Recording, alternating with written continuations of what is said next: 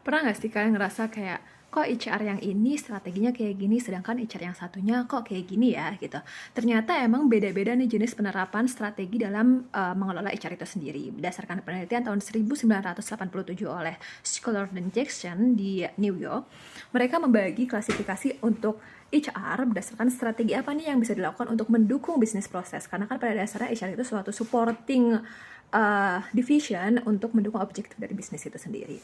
Nah, apa nih strateginya? Ternyata ada 3. Yang pertama yaitu inovasi. Inovasi ini berarti HR-nya tuh fokus pada high risk dan dia belum terstruktur banget nih gimana nih career path-nya karena sangat luas kesempatan yang ada.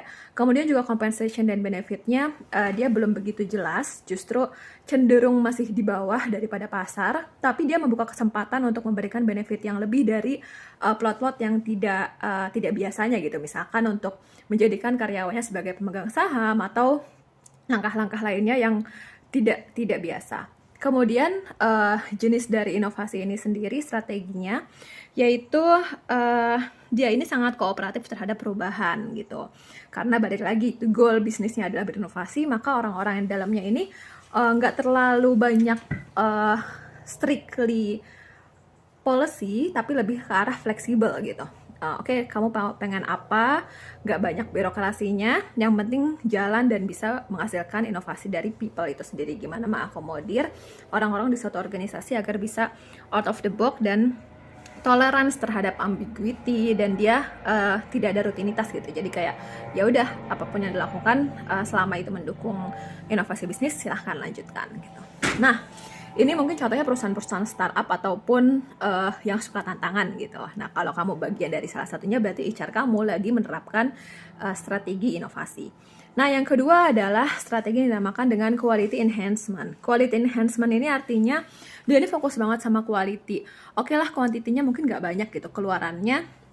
Barangkali trainingnya harus dibanyakin nih. Tapi orang yang di-hire nggak begitu banyak karena nanti menghasilkan output bisnis bukan yang berfokus pada resultnya berapa, tapi justru ini berkualitas nggak nih barangnya, ini orang-orangnya ngerti semua nggak gitu, kalau misalkan dikaitkan dengan program training dan development. Kemudian oh ya, tadi yang pertama inovasi itu fokusnya jangka panjang ya gitu, bagaimana membentuk dan memberdayakan orang-orang untuk jangka panjang.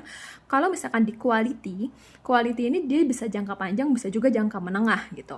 Nah, kemudian di dalam quality ini dia itu juga sangat-sangat independent behavior. Jadi orang-orangnya ini bisa tahu nih kira-kira apa yang harus dilakukan, dan karena dia sudah terdevelop gitu ya. Terus juga job security-nya cenderung lebih aman untuk yang di quality enhancement ini. Juga ketika bekerja sorry, ini mix antara individual dengan grup gitu. Jadi mereka saling bekerja sama, organisasinya juga udah mature, jadi lebih mementingkan mempertahankan kualitas dari suatu bisnis tersebut. Contohnya mungkin organisasi yang sudah gede, lama, ratusan tahun berdiri gitu. Bisa multinasional maupun BUMN atau lokal. Nah, yang terakhir nih yang menarik yaitu cost reduction. Cost reduction-nya jadi kayak dia hemat banget nih. Dia gimana caranya menekan supaya nggak banyak banget training.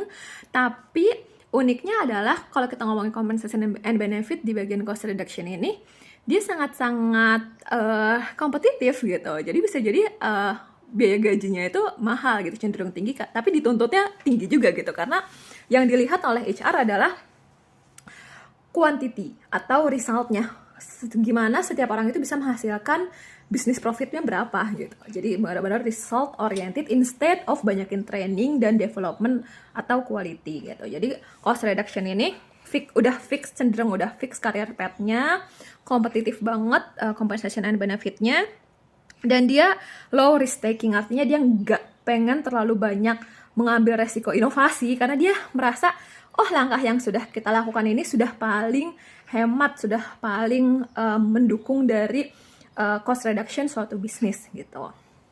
Kemudian dia juga comfort with stability, nggak banyak perubahan, dan cenderung jangka pendek aja gitu strategi HR-nya gitu ya. Kita mikirin buat besok dulu aja lah mau kayak gimana manusia-manusia yang ada di dalam organisasi ini gitu. Instead of mikir wah gimana nih bisa menghadirkan leader baru untuk 100 tahun ke depan misalkan kayak gitu ya. Ekstrem banget ya contohnya. Nah, biasanya yang cost reduction ini seperti perusahaan-perusahaan di bidang factory atau atau industri-industri yang memang membutuhkan penghematan gitu. Dia nggak bisa nih untuk membanyakin training dan development. Dia pengennya ya udah langsung hire orang yang berpengalaman, udah kamu kerjain gitu. Karena kita memang bisnisnya lagi efisien banget gitu. Nah, itulah 3 contoh strategi HR yang bisa diterapkan atau mungkin sudah diterapkan di dalam perusahaan. Tapi balik lagi, ini udah sekitar 40 tahun lalu teorinya ditemukan. Barangkali mungkin teman-teman menemukan strategi HR yang baru, silahkan komen ya. Thank you.